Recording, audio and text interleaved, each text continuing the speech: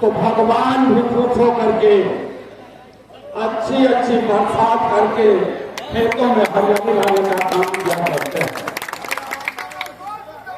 एक तरफ आप लोगों की एकजुटता और इस देश की सामाजिक लड़ाई को लड़ने वाले समाजवादी पार्टी के राष्ट्रीय अध्यक्ष श्री अखिलेश यादव जी के आह्वान पर जो आज सभी लोगों ने यहां पर कार्यकर्ता सम्मेलन और पीडीए पंचायत के माध्यम से एक बड़ा कार्यक्रम किया और कार्यक्रम रानीगंज विधानसभा में जहां के सांसद डॉक्टर एसपी पटेल जी हों, जहां के विधायक डॉक्टर आरके वर्मा जी हों और इस कार्यक्रम के लेन देन या संयोजन का काम संतोष यादव और शेर बहादुर जैसे लोग करते हों और इसी विधानसभा के विधानसभा अध्यक्ष शेर बहादुर एक हमारे बड़े नेता भी हैं शेर बहादुर और आप जैसे जाबाज लोगों की बड़ी संख्या इस बात का प्रमाण दे रही है।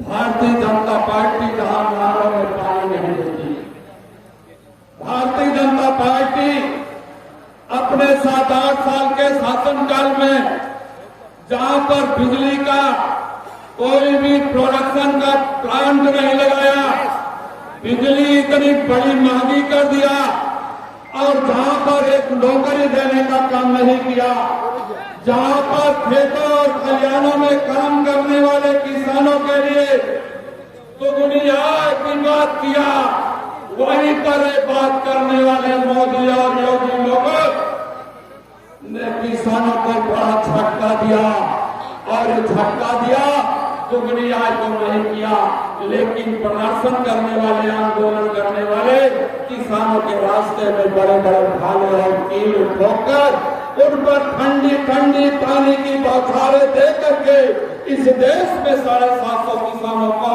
ये मोदी और योगी ने मार डाला। इसलिए आप लोग इकट्ठा अपनी लड़ाई लड़ने के लिए मैं आप सभी लोगों को बधाई देता हूँ, धन्यवाद देता हूँ।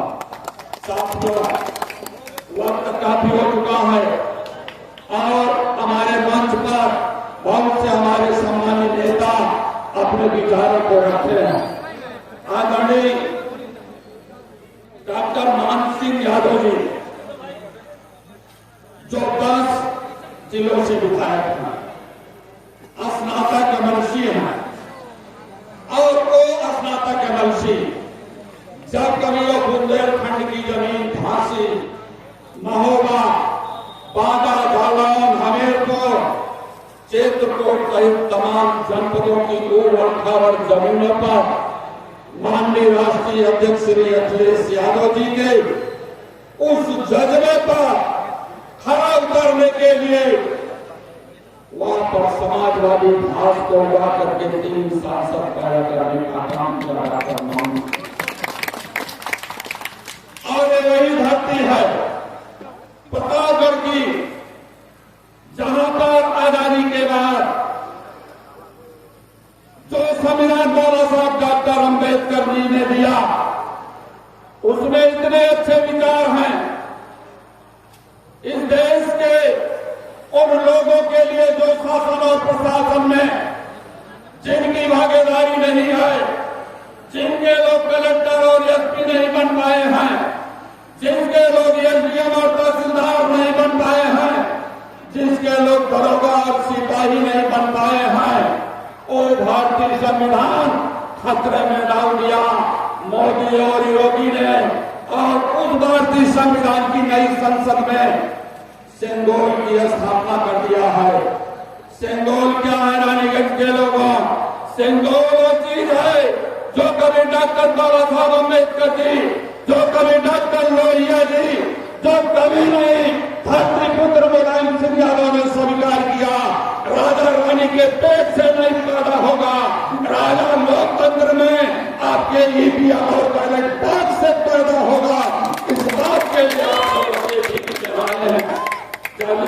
लोकतंत्र में आप अपना राजा बना लोगे, जब इस लोकतंत्र में चारों गुंडे आरक्षण की बात कर लोगे, जब इस लोकतंत्र में जहां आदरणीय धरती पुत्र मुलायम सिंह यादव ने जो महिलाएं, अभी हमारी महिलाएं हमसे लड़ रही थी, झगड़ रही थी कि हमारी भी हिस्सेदारी चाहिए, महिलाओं को मैं बताना चाहूंगा, जाकर के अपनी बहनों को बता देना, जो गांव की महिलाएं कभी अपनी चक्की चौखट में रहा करती थी, जो अपने घर की चार दीवारी के अंदर बैठी रहती थी, काम करती थी, उन महिलाओं को सम्मान देने का काम मुलायम सिंह यादव ने त्रिस्तरीय पंचायत के चुनाव में कहीं प्रधान बनाने का काम किया, कहीं ब्लॉक प्रमुख बनाने का काम किया, कहीं जिलाध्यक्ष बनाने का काम किया।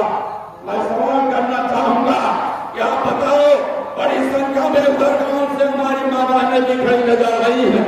महिलाओं की तरक्की की बात अगर कोई इस देश में नेता किया है, धरती पुत्र मुलायम सिंह यादव ने किया है, वो भी बाबा साहब डॉक्टर अम्बेडकर और डॉक्टर रावैया के विचारों पर चल करके और माननीय नेताजी से भी आगे कदम बढ़ाते हुए समाजवादी पार्टी के राष्ट्रीय अध्यक्ष श्री अखिलेश यादव जी ने कहा, ये बेटियां पढ़ेंगी लेकिन इनको साधन चाहिए, बिना संसाधन के इनकी तरक्की नहीं हो सकती है।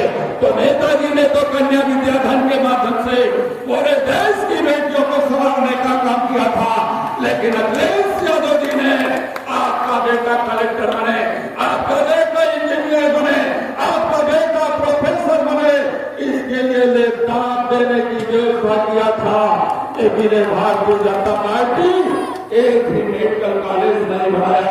आदरणीय अखिलेश यादव ने इस उत्तर प्रदेश में 7 मेडिकल कॉलेज देने का काम किया था। आदरणीय नेताजी ने तमाम ऐसे प्राइमरी और इंटर कॉलेज देने का काम किया था। कल को मैं इलाहाबाद जनपद में सैनिक विद्यालय था, सैनिक महाविद्यालय था, वहां पर विश्व फार्मासिस्ट दिवस मनाया जा रहा था। जब हमने वहां पर सवाल किया, एक बहादुर सैनिक को बताओ, आप तो सीमा पर लड़ते अपने जीवन की कुर्बानी दे दिया करते हो, न्यौछावर कर दिया करते हो, आप बताओ संतोष आर्मी जी, ये प्रेरणा कहां से आपको मिली कि आपने सैनिक महाविद्यालय की स्थापना की?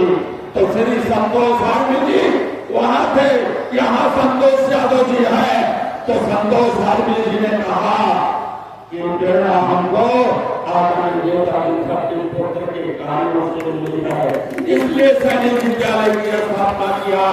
एक जवान जो लड़ते लड़ते शहीद हो गया और उसने ये भी कहा कि एक सर काटेगा अगर पाकिस्तान, एक सर काटेगा अगर चाइना, तो हम 10 सर काट करके लाएंगे। मैं आप लोगों से पूछना चाहता हूँ, आप लोगों ने तो सही जवाब दे भी दिया, आज चले जाना गांव में पूछ लेना कि एक सर काटने वाले का 10 सर काट करके लाओगे, वो पुलवामा कहाँ है, वो पाकिस्तान में है या चाइना में है, तो उन्हें एक साथ 42 सैनिकों को इस देश में मारा, तो उन्हें अग्निवीर लाया। अग्निवीर क्या है? 4 साल की नौकरी हो, 4 साल की नौकरी में कौन सा पहाड़ जीत लोगे? समाजवादी पार्टी के राष्ट्रीय अध्यक्ष श्री अखिलेश यादव की आवाज देश की पार्लियामेंट में गूंजी, देश की पार्लियामेंट में डॉक्टर एसपी पटेल की आवाज गूंजी। इसलिए मैं आप लोगों से कहना चाहूंगा, वहीं पर सदन में हमारे आरके वर्मा जी हैं, कुछ इस सदन में हमारे डॉक्टर मान सिंह जी भी हैं, इन लोगों से भी सवाल कर लेना जो इन लोगों ने हम लोगों के बीच में नफरत का बीज बोने का काम किया। इन नफरती लोगों ने कहा कि मुलायम सिंह यादव और अखिलेश यादव का साथ किया, उनकी बिरादरी से दूर रहो। कहीं पाल के बीच में गए, कहीं पटेल के बीच में गए, कहीं काशी के बीच में गए, कहीं बिंद के बीच में गए, कहीं निषाद के बिंद में गए, तमाम बिरादरियों में गए और एक बात का नाम पैदा कर दिया। एक ऐसे एक आरएसएस का व्यक्ति था, राष्ट्रीय स्वयंसेवक का व्यक्ति था, उसने 4 अंधे लोगों को बुला लिया और 4 अंधे लोगों को बुला करके एक सवाल किया कि ये बताओ तूने हाथी देखा है? तो चारों अंधे उन लोगों ने कहा मेरे पास वो आंख नहीं है, मैं कहां से हाथी देख सकता हूं? तो राशि स्वयं संघ का आदमी कहा चलो हम बिना आंख वाले को हाथी दिखा सकते हैं। चारों अंधे बहुत खुश हो गए, बिना आंख वाले भी अंधे हाथी देख लेंगे। चारों अंधों को ले गया मीना बाजार दिल्ली में, मीना बाजार दिल्ली में ले गया और उस मीना बाजार में एक हाथी लेटी थी, उसका तबीयत गड़बड़ था हाथी का। डॉक्टर लोग इलाज कर रहे थे तो वो भारतीय जनता पार्टी का आरएसएस का आदमी पहले अंधे वाले को कहा चलो हम हाथी दिखाते हैं, और पहले अंधे वाले को ले गया और उसका कान पकड़ा करके कहा कि चलो तुम स्टूल पर बैठो। एक स्टूल पर ला करके बैठा दिया। दूसरे वाले अंधे को उसका सूंड पकड़ा करके स्टूल पर बैठा दिया। तीसरे वाले अंधे को उसकी पूंछ पकड़ा करके स्टूल पर बैठा दिया और चौथे वाले अंधे को उसका पेट पकड़ा करके स्टूल पर बैठा दिया। तो आदमी पूछा ये बताओ तुम लोगों ने हाथी देख लिया? तो चारों बड़े खुश थे कि बड़ा मजा आ गया, बड़ा मजा आ गया। मीना बाजार में हम अंधे हैं फिर भी हाथी को देख लिया। तो उसने पूछा पहले वाले से ये बताओ हाथी कैसा था? तो पहले वाला अंधा खुश होकर के कहता है अरे हाथी सूप जैसा था, जैसे सूप से गेहूं और चावल पछोड़ा जाता है सूप जैसा था। और दूसरे वाले अंदर से जब पूछा कहा भैया वो तो फूफा जैसा था, जैसे गाय और भैंस घूमने में बांधी जाती है फूफा जैसी वो हाथी थी। और तीसरे वाले अंदर से पूछा क्या बताओ कैसी वो हाथी थी? उसने बताया फूट पकड़ने वाला अरे वो तो झाड़ू जैसा था। और चौथे वाले अंधे से पूछा अरे जिसमें गाय और भैंस आती है उसका हाथी का स्वरूप हलवा जैसा था।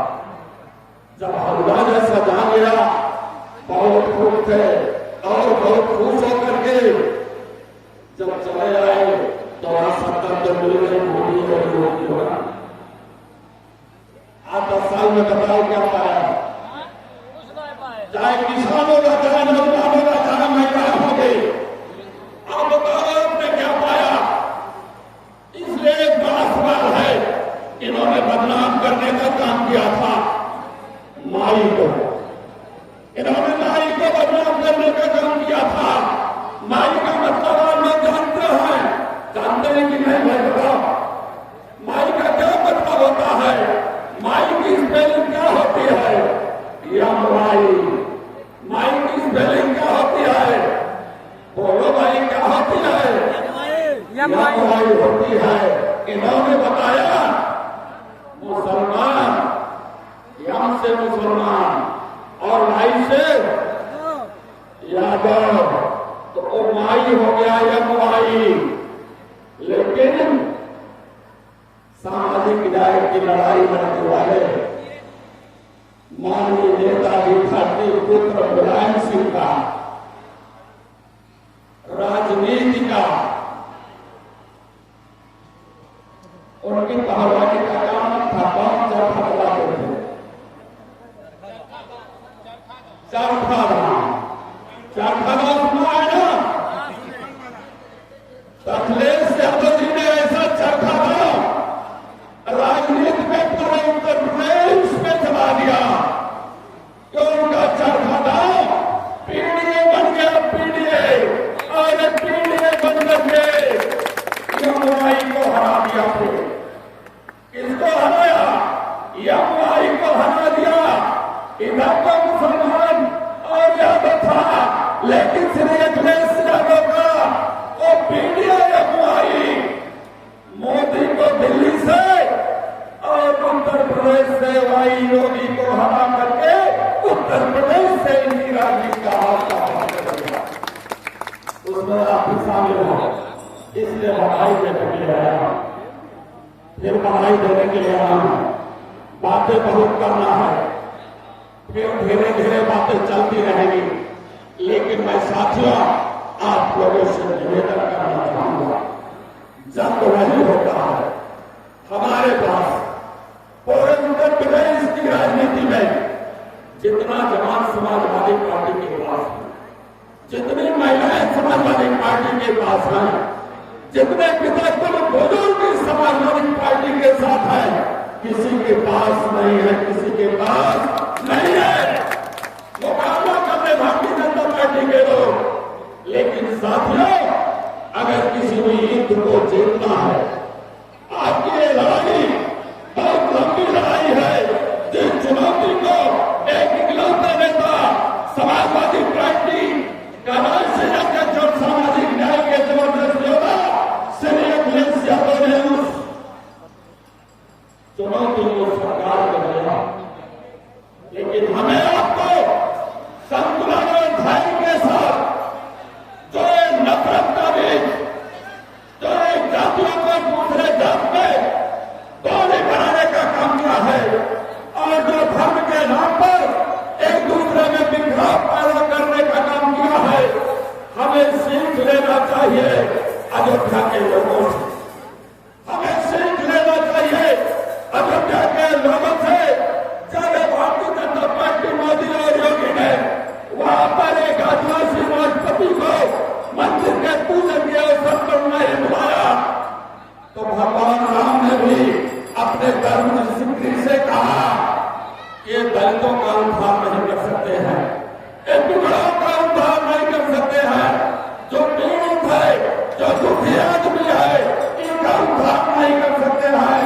तो भगवान श्री राम ने भी कहा कि आप चले जाओ, अखिलेश यादव के प्रत्याशी अवधेशवासी को जिता देना और पूरे अयोध्या मंडल में 5-5 शासक पूरे उत्तर प्रदेश की राजनीति में 37 सांसद और 6 सांसद कांग्रेस के लिए हैं। आप विश्वास करो साथियों, धैर्य और मर्यादा के साथ जिस तरह से आप लोगों ने लोकसभा का चुनाव 2024 में लड़ा है, मैं आपको भरोसा और विश्वास दिलाता हूं, इन महिलाओं की सरकार को हटा देना, इन्होंने 10 लोकसभा की समाजवादी पार्टी की सीटों को जबरदस्ती विलय के माध्यम से, प्रशासन के माध्यम से हटाने का काम किया है। अगर से हमारी 10 सीटों पर बेईमानी नहीं होती तो 37 के बजाय हमारे लोकसभा के सांसद और 47 बन जाते, कितने बन जाते? 47 बन जाते। तो मैं विश्वास और भरोसा दिलाता हूं, ये समाजवाद का और 47 आपके इसी प्रतापगढ़ के सामंतवादी भूमि से पीडीए के लोग चला करके पूरे उत्तर प्रदेश की राजनीति में एक इकलौता नेता अखिलेश यादव को 2027 में मुख्यमंत्री बना करके आगे वाले आने वाले दिनों में लोकसभा का चुनाव जब आएगा तो हम अपने महबूब नेता को देश की पार्लियामेंट का सबसे बड़ा कामयाब नेता बनाने में सक्षम हो। इसलिए मैं अपने कार्यकर्ताओं से निवेदन करना चाहता हूं, इस कार्यक्रम की बड़ी लंबी सफलता और इतने विचार पाने के बावजूद भी एक किसान खुशहाल हुआ है तो आप खुशहाल हुए हैं। इन चंद बातों के साथ जब भी पीढ़ी की लड़ाई का आह्वान हो तो हमारे सम्मानित नेताओं को बुला लेना। कार्यक्रम में उपस्थित है आदरणीय जिलानी